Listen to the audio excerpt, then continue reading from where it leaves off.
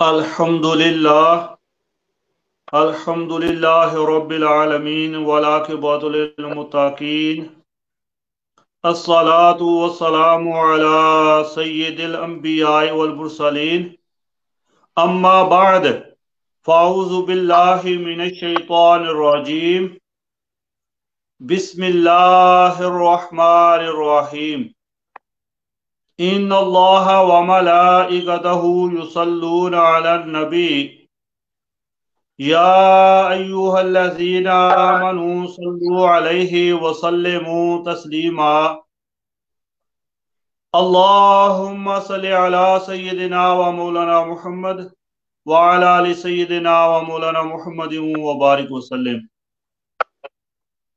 मुअज़्ज़ज़ नाज़रीन और सामीन बरादरान इस्लाम, अस्सलामु अलैकुम व रहमतुल्लाहि व बरकातुहू। आपका ये मेज़बान जुल्फ़िकार अली शाकिर कादरी नक्शबंदी प्रोग्राम दावते तबलीग दीन लेकर आपकी खिदमत आलिया में हाजिर हैं। दुआ करें अल्लाह रब्बुल इज़्ज़त हमारी ये हाजिरी अपनी बारगाह क़ुद्स में कबूल और मंजूर फरमाए और इसको हमारे लिए ज़रिया नजात बनाए। हज़रात मोहतरम, जैसा कि इससे पहले एक प्रोग्राम में मैंने अर्ज किया था कि हमारे अजीम स्कॉलर हजरत अल्लामा मौलाना मोहम्मद फारूक निज़ामी साहब हमारे साथ जो है वो मौजूद होंगे और आपके जितने भी सवालात होंगे हम इंशाअल्लाह कुरान और सुन्नत की रोशनी में उसके जवाब देंगे। तो अल्हम्दुलिल्लाह हमारी ये खुश नसीबी है कि हमारे साथ अल्लामा साहब मौजूद हैं। तो अल्हम्दुलिल्लाह थोड़ी देर के बाद इंशाअल्लाह वो जो भी आपके मसाइल होंगे उनका जवाब देंगे। तो जो हजरत अल्लामा साहब ने इरशाद फरमाया था कि हमारी सब की नीयत ये होनी चाहिए कि हम अल्लाह और अल्लाह के प्यारे रसूल अकरम सल्लल्लाहु अलैहि वसल्लम की रज़ा के लिए, अल्लाह तबारक व तआला की खुशनुदी के लिए, अल्लाह तबारक व तआला का कुर्ब हासिल करने के लिए ये हम प्रोग्राम कर रहे हैं। आप भी इसी तरह जो है ये नीयत फरमा लें। तो अल्लाह तबारक व तआला ने कुरान मजीद फुरकान हमीद हमारी रहनुमाई के लिए भेजा और अल्लाह तबारक व तआला के प्यारे रसूल अकरम सल्लल्लाहु अलैहि वसल्लम ने भी इरशाद फरमाया कि खैरुकुम मन तअल्लमल कुरान व अल्लमहु, कि तुम में सबसे ज्यादा बेहतरीन और सबसे ज्यादा खुश नसीब वो लोग हैं जो कुरान मजीद फुरकान हमीद सीखते हैं और सिखाते हैं, यानी कुरान मजीद फुरकान हमीद पढ़ते हैं और पढ़ाते हैं। तो ये सिलसिला भी हमारा हजरत अल्लामा मौलाना मोहम्मद फारूक निज़ामी साहब ने मुझे हुक्म फरमाया कि ये भी कुरान मजीद फुरकान हमीद और अहादीस मुबारका की तरवीज और इरशाद का सिलसिला है कि हम कुरान मजीद फुरकान हमीद की रोशनी में, अहादीस मुबारका की रोशनी में लोगों के जो दीनी मसाइल हैं या दुनियावी मसाइल हैं उनके जवाब दें। तो अल्हम्दुलिल्लाह हमारे पास अल्लामा साहब मौजूद हैं। जितने भी दोस्त अहबाब इंशाअल्लाह इस प्रोग्राम में शामिल होंगे, हम मौका फराहम करेंगे कि वो जिस तरह के भी दीनी सवाल करना चाहते हैं वो सवाल करें। तो इंशाअल्लाह अल्लामा साहब कुरान और हदीस की रोशनी में उनके जवाब अता फरमाएंगे।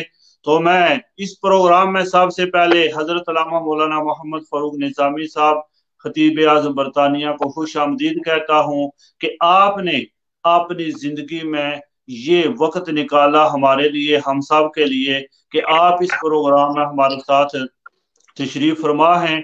तो इंशाअल्लाहुल अजीज जो भी मेरे मोअज़्ज़ज़ सामीन नाजरीन इस प्रोग्राम में शामिल हैं, मैं सबको खुश आमदीद भी कहता हूँ।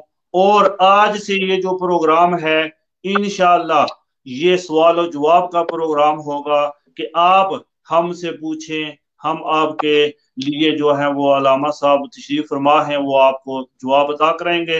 तो सबसे पहले मैं हजरत अल्लामा मौलाना मोहम्मद फारूक निज़ामी साहब से अर्ज करता हूँ कि आप भी कुछ इस तरह इरशाद फरमाएं कि हमारी जितने कोई मोअज़्ज़ज़ सामीन नाज़रीन में से कोई मसला पूछता है, कोई जो है वो सवाल करता है, उतनी देर में हमारी कुरान और हदीस की रोशनी में कोई रहनुमाई फरमा दे।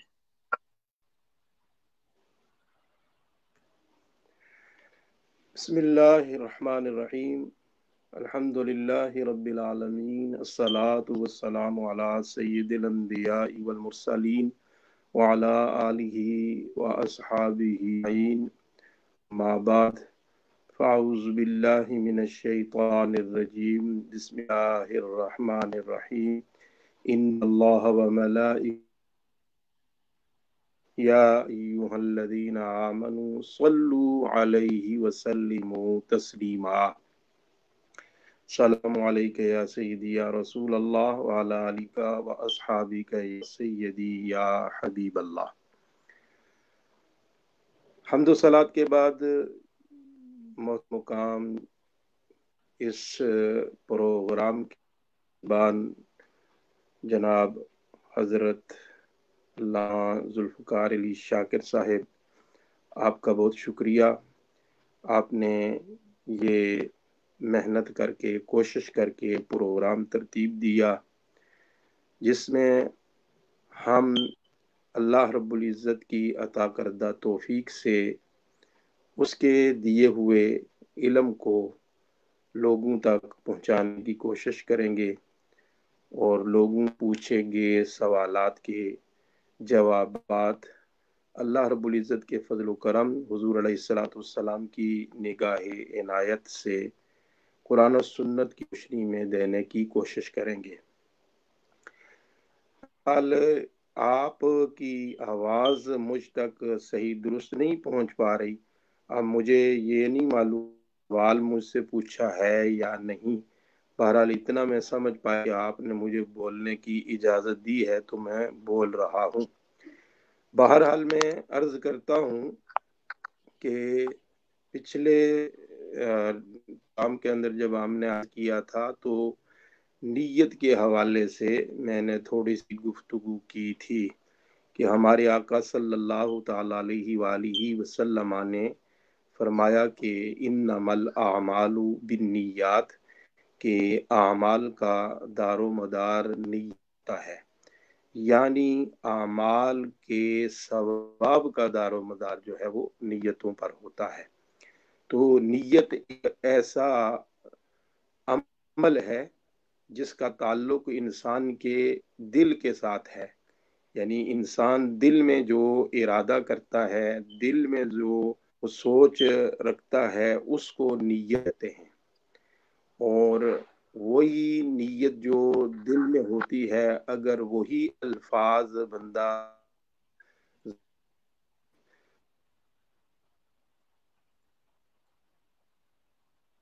तो और वो कोई और बात कह उसको मुनाफकत कहते हैं। तो नीयत जो है इसका माल के अंदर बहुत बड़ा अमलो दखल है इसका, यानी बाज आमाल तो वो हैं जो नीयत के बगैर आदा ही नहीं, और बाज आमाल वो हैं जो नीयत के बगैर अदा तो होते हैं लेकिन सवाब उन पर नहीं मिलता है। तो तमाम आमाल में नीयत का दुरुस्त होना है, इसके बगैर जो है उसको किसी अमल का सवाब नहीं मिलेगा। तो इस पर मैं अर्ज करूंगा कि आज के हमारे सामईन और नाजरीन जो हैं वो नीयत के हवाले से ही अगर वो सवालात करें तो उस पर भी गुफ्तगू हो सकती है, या दीगर जितने भी सवालात करेंगे उस पर हो सकती है। अब इस पर यानी ये समात फरमा लें कि वो कौन से आमाल हैं कि जो नीयत के बगैर अदा ही नहीं होते, और वो कौन के बगैर भी अदा हो जाते हैं लेकिन सवाब उस पर नहीं मिलता है। तो याद रखिए इबादत दो किस्म की होती है, एक है मकसूदा और एक है इबादत गैर मकसूदा। इबादत मकसूदा का मतलब ये होता है कि जो डायरेक्ट इबादत किसी दूसरी इबादत के हुसूल की वो खुद मकसूद होती है, جس طرح کہ نماز ہے، روزہ ہے، حج ہے، زکوٰۃ ہے، خود مقصود ہیں، ایسا نہیں ہے کہ ان عبادتوں کے ذریعے سے کسی اور عبادت کو کرنے کا بندہ ارادہ کرتا ہے، بلکہ یہ خود مقصود ہوتی ہیں، ان ادا تن بندہ ادا کرتا ہے۔ اور غیر مقصودہ کا مطلب یہ ہے کہ وہ عبادت شریعت میں مقصود تو نہیں ہے، لیکن اس عبادت دوسری عبادت، اس عمل کے ذریعے سے دوسری مقصود عبادت کو ادا کیا جاتا ہے۔ مثلا نماز کے لیے وضو ہے، تو اب وضو جو ہے بندے کے لیے کہ وہ وضو کرتا رہے، بلکہ اللہ تعالیٰ کا حکم ایھا الذین آمنوا اذا قمتم الی الصلاۃ فاغسلوا وجوہکم وایدیکم الی المرافق وامسحوا برؤوسکم وارجلکم الی الکعبین، کہ اے ایمان والو جب تم نماز پڑھنے کا ارادہ کرو تو پھر یعنی وضو کرنے کا حکم آئے گا۔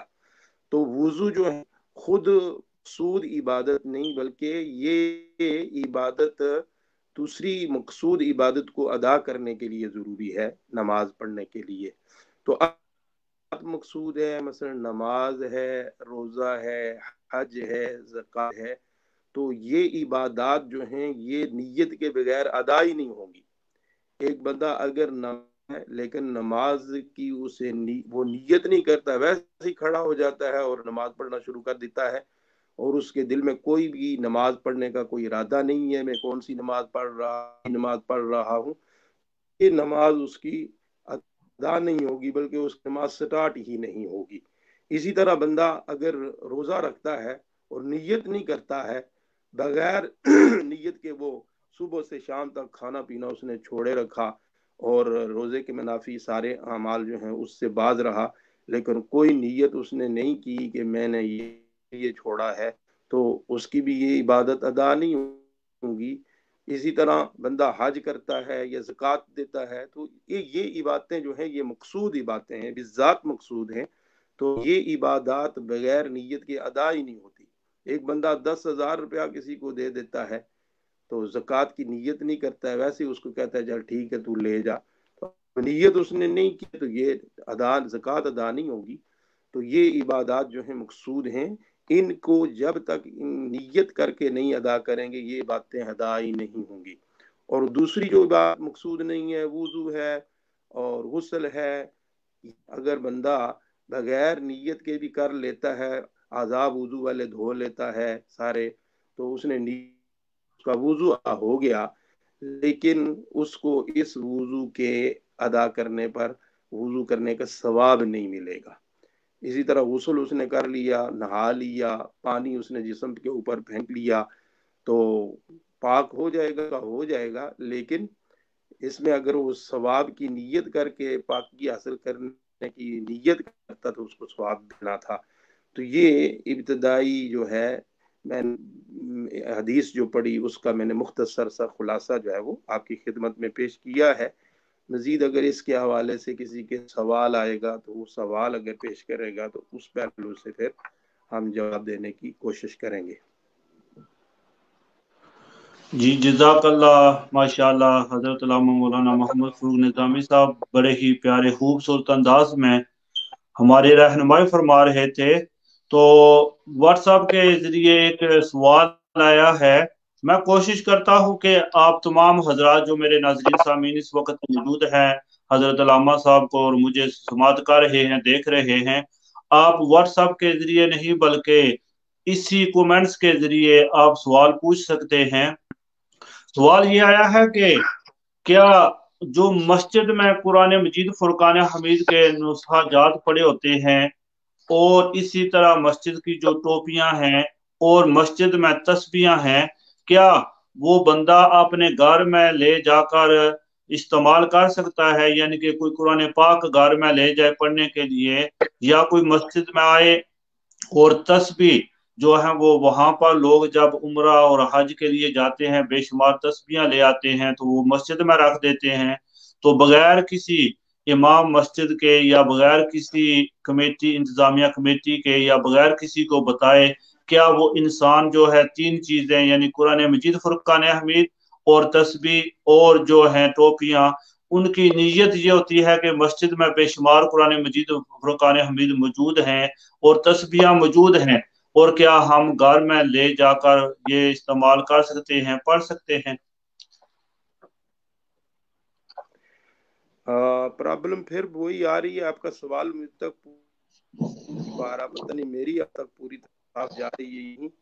पर सवाल आपका मैं समझ गया। सवाल ये पूछा है कि मस्जिद के अंदर जो लोग आके कुरान लिखते हैं या तस्बीहात वगैरह रखते हैं, तो क्या वो हम घर जाकर पढ़ने के लिए घर ले जा सकते हैं या नहीं, जो मुझे सवाल समझ आया है। तो इसके जी, हवाले यही से अर्ज सवाल था। ये है कि इसके हवाले से अर्ज ये है कि जब कोई चीज मस्जिद रखता है और मस्जिद के लिए वो वक्फ कर देता है, तो उसका मतलब ये होता है कि ये इस मस्जिद के लिए है और इस मस्जिद में जो नमाजी आएंगे वो आके इसको पढ़ेंगे और इस पर वो जिक्र अज़कार करेंगे। तो जब देने वाले ने, वक्फ करने वाले ने उस मस्जिद के लिए उसको वक्फ कर दिया है, तो उससे बाहर ले जाने की इजाजत नहीं होती है। वो वहां ही आकर उसको, मसलन कुरान करीम जो है वो वहां ही आके बैठ के पढ़ेगा, घर नहीं ले जा सकता है। देहात अगर वक्फ करने वाले ने कहा कि ये मस्जिद के लिए मैंने वक्फ कर दिया, मस्जिद में ही ये पढ़ने के लिए रखी हैं, तो फिर वो जो पढ़ने वाला है, जिक्र अज़कार करने वाला है, बैठ के जिक्र अज़कार करेगा और जाते हुए साथ नहीं लेगा, वो मस्जिद में ही रख जाएगा। इसी तरह मस्जिद के अंदर टोपी वगैरह ये हैं, नमाजी नमाज पढ़े तो वो भी घर नहीं ले जा सकते। तो जो चीज मस्जिद के लिए वक्फ हो जाती है, फिर उसको जो है कोई शख्स अपने ज़ाती इस्तेमाल के लिए फिर अपनी मर्जी से वहां से नहीं ले जा सकता। फिर वो जिस तरह की उसकी वक्फ की सूरत होती है वो उसी तरह इस्तेमाल करने की इजाज़त होती है, उसमें तजावज़ नहीं होती है। तो लिहाजा वो अपने घर नहीं ले जा सकते हैं, वो बैठ के पढ़ेंगे। कुरान करीम जो लोग रखते हैं वो इसी नीयत से रखते हैं कि यहाँ जो नमाजी आते हैं वो यहाँ शख्स जो है कुरान करीम ले जाता है और अब उस शख्स ने तो मस्जिद के लिए वक्फ किया था, तो अब उसकी जो है वक्फ करने की जो के लिए उसने दे दिया था, उसकी इजाज़त के बगैर वो लेके गया, तो ये उसके लिए जायज़ नहीं है। उसको वहां ही बैठ के तिलावत करने की इजाज़त है, अब घर नहीं उसको वो लेके जा सकता। जज़ाकल्लाह, माशाअल्लाह। उम्मीद है कि तमाम नाज़रीन सामीन इस मसला को बाखूबी समझ गए होंगे कि जो चीज़ भी मस्जिद के लिए वक्फ कर दी जाए वो बगैर इजाज़त के आप नहीं ले जा सकते। तो दूसरा मसला एक भाई ने ये पूछा है कि जब नमाजी अकेला नमाज पढ़ता है तो क्या उसके लिए सूरतों का तरतीब से पढ़ना जरूरी है? अगर वो तरतीब का लिहाज नहीं रखता तो फिर उसकी नमाज क्या हो सकती है, हो जाएगी? सवाल आपका फिर उसी तरह रुक रुक के आवाज के साथ मैं जो समझा वाले दोहरा देता हूँ, अगर यही होगा फिर तस्दीक फरमा दें। सवाल में ये समझ पाया हूँ कि एक शख्स ये सवाल कर रहा है कि जब हम नमाज पढ़ते हैं, नमाज के अंदर सूरतों को तरतीब से पढ़ना जरूरी है या उसको आगे पीछे से पढ़ लें तो नमाज हो जाएगी या नहीं होगी, यही हाल है। जी बिल जी बिल्कुल यही मसला था जी। अच्छा, इसमें ये याद रखें, तरतीब के दो मतलब हैं कि कुरान करीम को तरतीब के साथ अल्हम्दु से लेकर आगे जो है वो तरतीब के साथ बंदा पढ़ता जाता है, यानी दरमियान से कुरान करीम को छोड़ता नहीं है।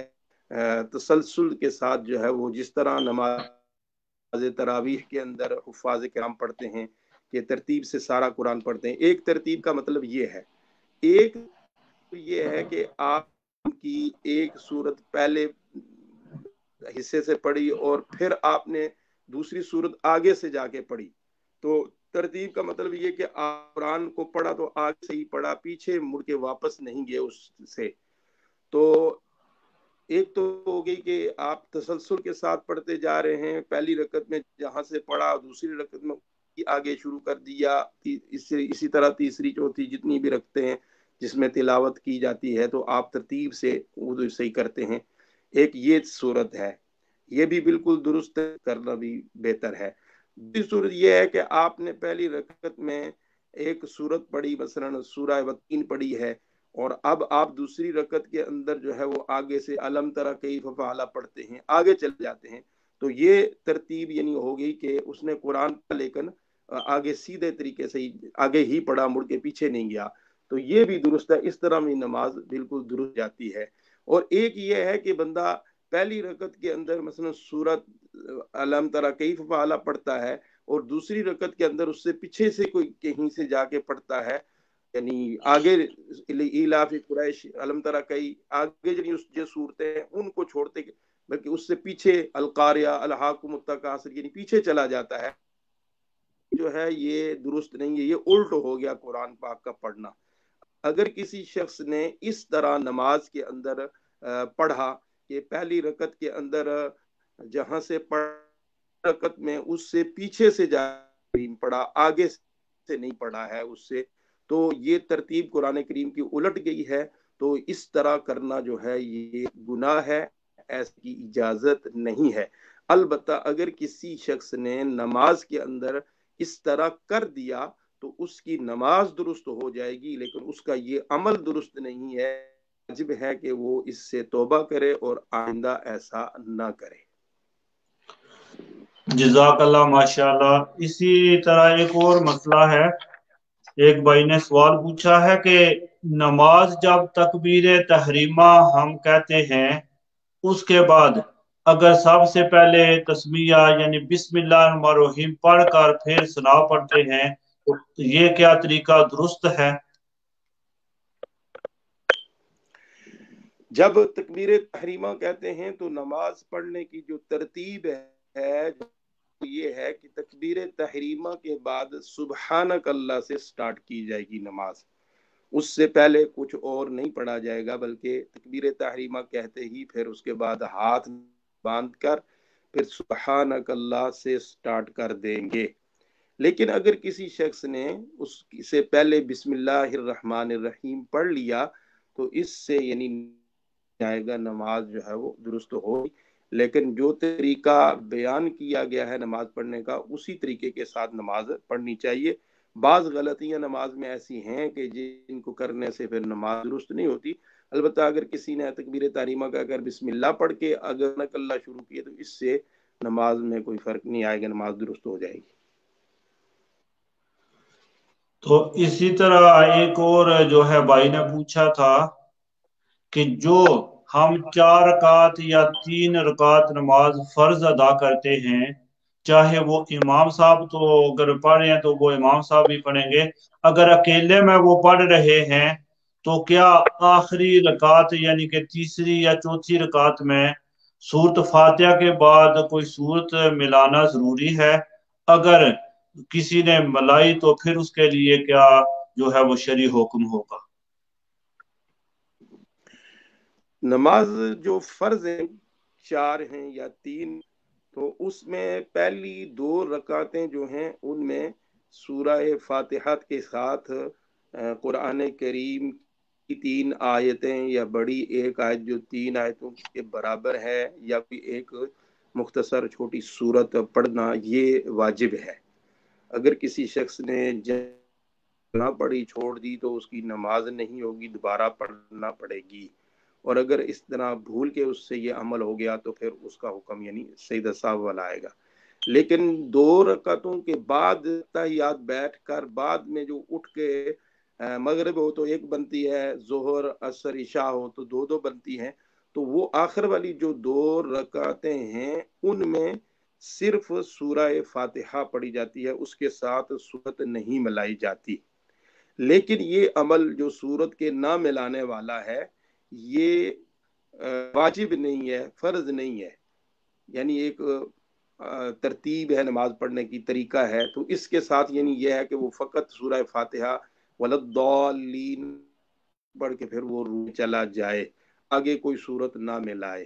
لیکن اگر کوئی شخص اس موقع پر کوئی آگے صورت ملا لیتا ہے بھول کر یا جان بوجھ کر، دونوں صورتوں میں نماز درست ہے، اس کی نماز میں کوئی فرق نہیں آئے گا۔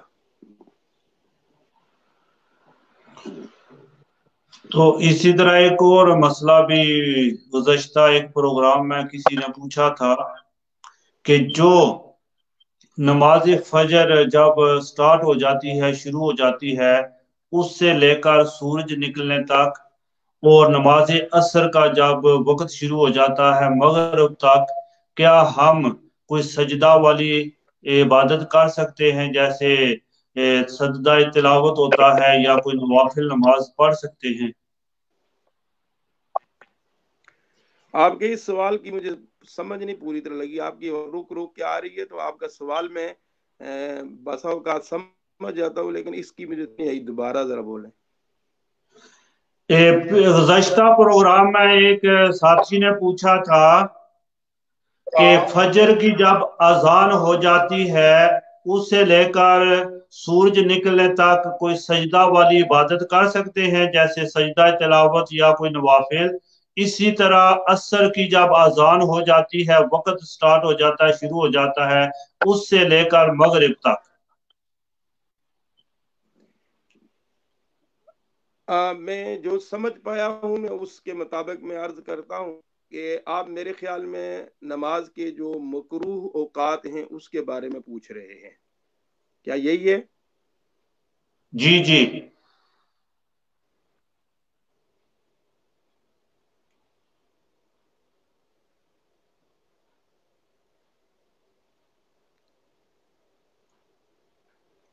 آواز آپ کی مجھ تک نہیں پا رہی، تو نہ جانے جی میں نے سامعین عرض بھی کیا ہماری ہے، آواز یعنی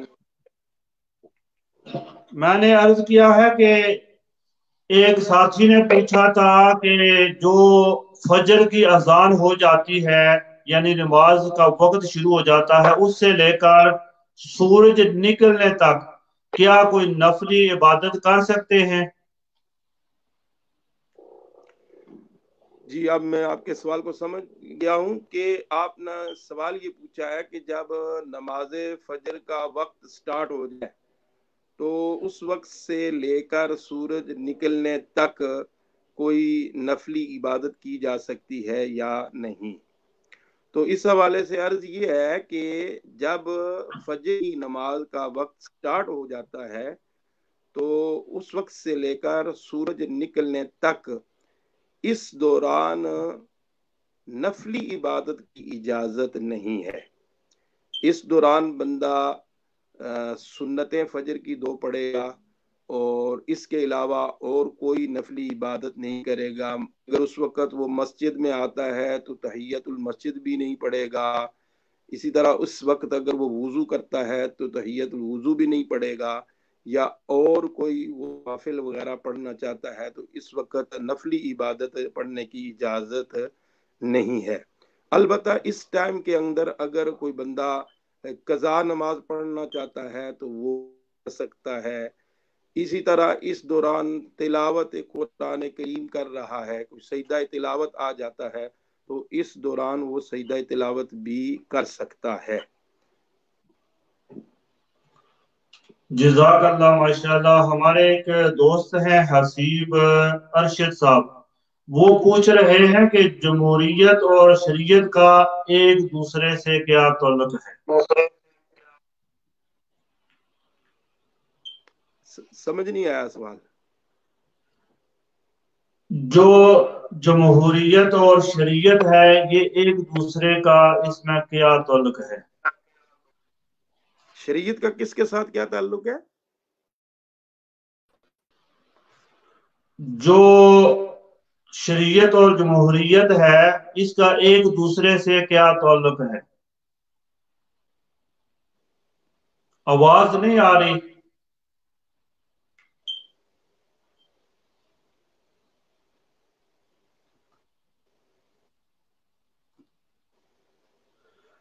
ابھی آواز آ رہی ہے؟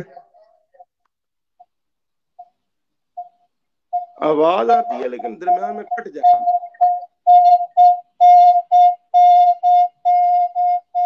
इंशाल्लाह हम कोशिश करेंगे कि ये जो मसाइल पूछे गए हैं इंशाल्लाह हम इनका जवाब, कल मैं कोशिश करूंगा, हमारे भाई रुस्तम अली साहब भी प्रोग्राम में शामिल हैं और हमारे भाई जाबर अली साहब इंशाल्लाह हमारी वो मदद करेंगे कि ज्यादा से ज्यादा बेहतर से बेहतर ये जो है वो प्रोग्राम शुरू जब हम करें तो उनकी मदद से आवाज भी दुरुस्त हो और हमारा जो पिक्चर है इसका भी सिस्टम इंशाल्लाह हम बेहतर करेंगे।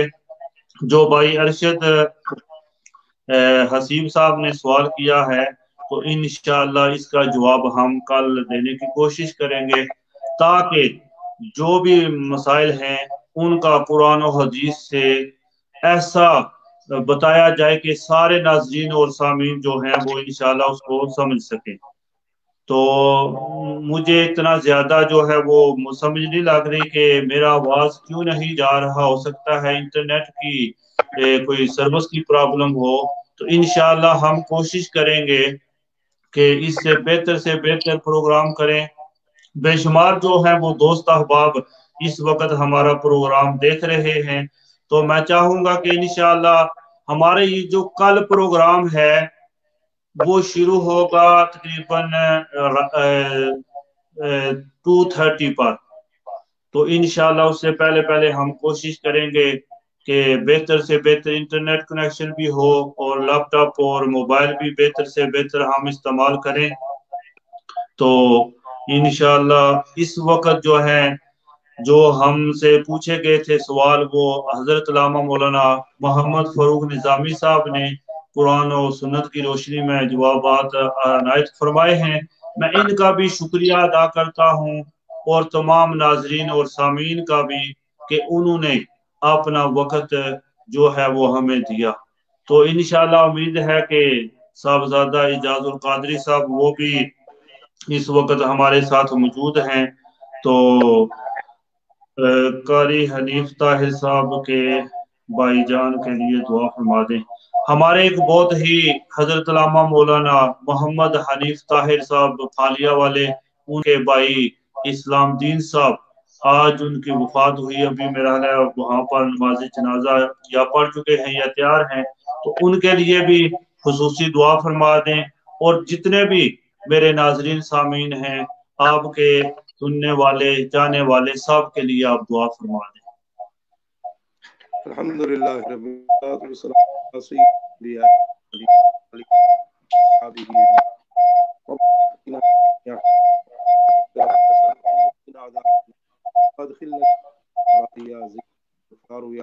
आलमीन।